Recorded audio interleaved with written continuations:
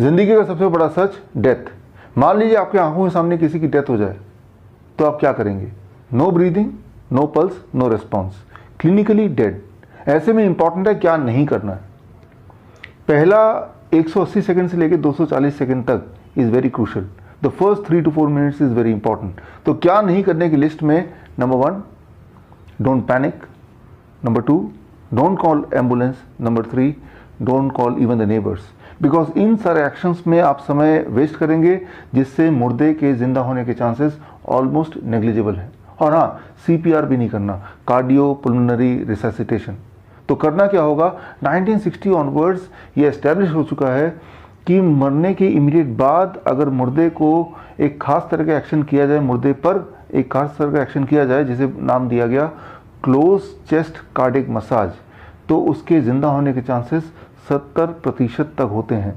अब ये close chest cardiac massage क्या है, ये जानने से पहले ये जानना ज़रूरी है कि आज के सिनेरियो में जब आप ये वीडियो देख रहे हैं इस वक्त, अगर किसी पेशेंट को कार्डिक अरेस्ट आ जाता है हॉस्पिटल सेटअप में, या कोई इंसान अचानक मर जाता है हॉस्पिटल के अंदर, तो वहाँ प्रोटोकॉल क्या है?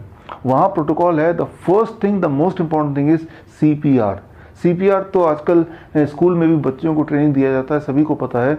CPR में it is called cardiac compression, जिसमें 30 बार कंप्रेस करना है और उसके बाद 2 रेस्क्यू ब्रीदिंग, 2 बार माउथ टू माउथ ब्रीदिंग देना है। बस यहीं पे गड़बड़ हो जाती है। ये जो ब्रीदिंग है, इसकी वजह से जो उस डेड बॉडी के ज़िंदा होने के चांसेस 70% थे वो रिड्यूस होकर आ जाता है 10% पे। इसको ज़रा समझना होगा, स्पेशली कि मुर्दे पे जब आप कंप्रेशन करते हैं उसके चेस्ट के ऊपर ठीक तरह से, तो एक्चुअली बॉडी के अंदर होता क्या है।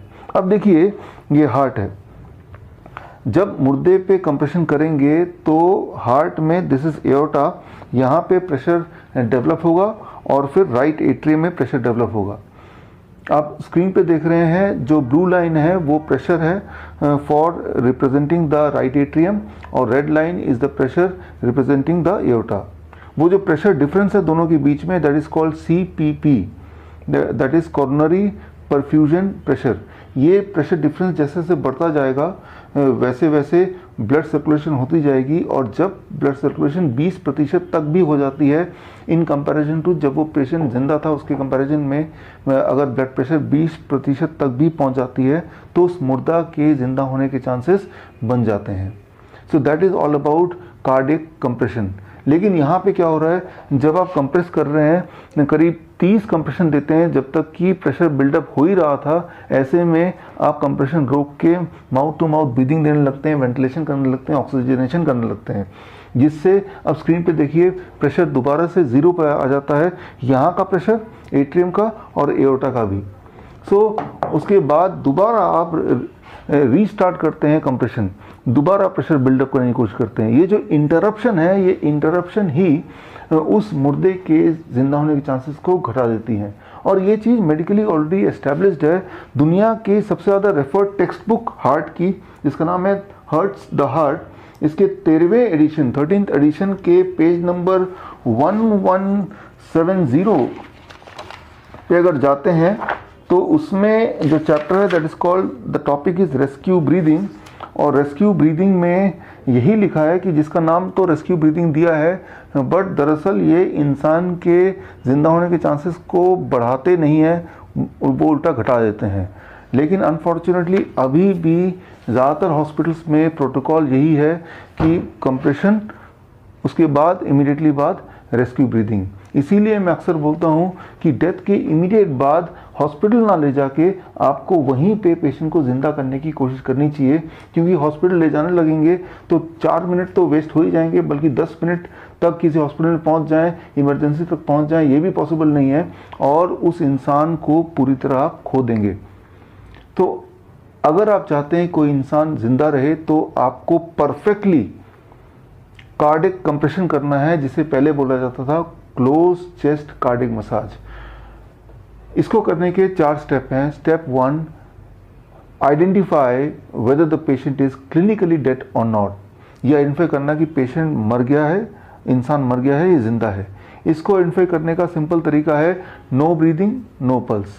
आपको एहसास करना है कि ब्रीदिंग है और आपको पल्स देखना है, और ये सारा कुछ आपको करना है complete with in the first 3 to 4 second, पहले 3-4 सेकेंड के अंदर ही।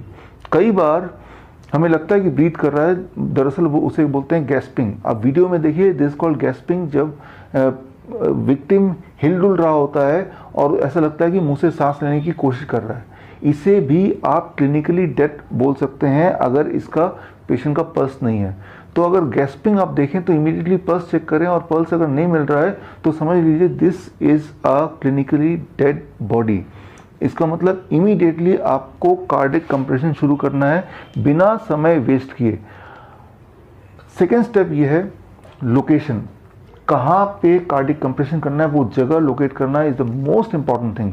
अगर आप परफेक्टली जगह नहीं लोकेट कर पाएंगे फिर भी तो इसका मतलब वो दोबारा जिंदा होने की पॉसिबिलिटी को आप घटा रहे हैं। हाउ टू लोकेट परफेक्टली, उसके लिए देखिए इसे बोलते हैं code blue trainers T shirt. इसके माध्यम से मैं आपको बताऊंगा, ट्रेन करूंगा किस तरह से 2 सेकंड के अंदर आप राइट लोकेशन देख सकते हैं, फाइंड आउट कर सकते हैं। सो इसमें क्या करना है, आपका जो रिब केस है उस रिब केस को आपको फॉलो करना है। This is my rib cage, and rib cage को मैंने फॉलो किया। This is my rib cage, and यहाँ पे जहाँ पे मिलता है उसके ऊपर अपने फिंगर रखा, and this is the place.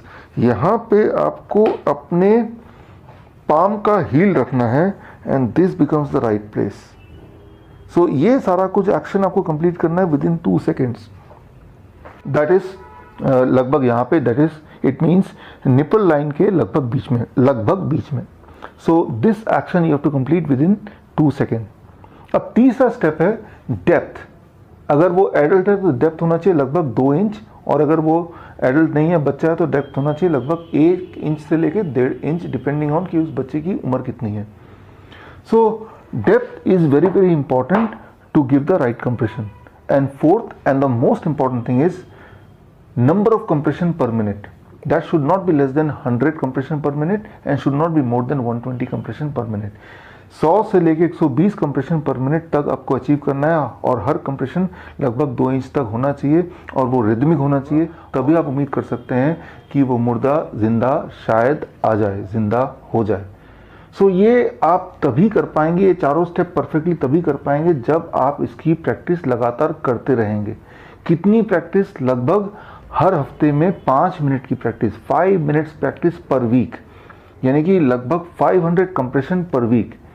सो इसके लिए आप क्या कीजिए, you can buy a mannequin like this, ऐसा एक खरीद सकते हैं और इस पे हफ्ते में एक दिन 5 मिनट निकाल सकते हैं। अगर आप चाहते हैं कि समय आने पर आप किसी की मदद कर सकते हैं उसको दोबारा जिंदा करने के लिए।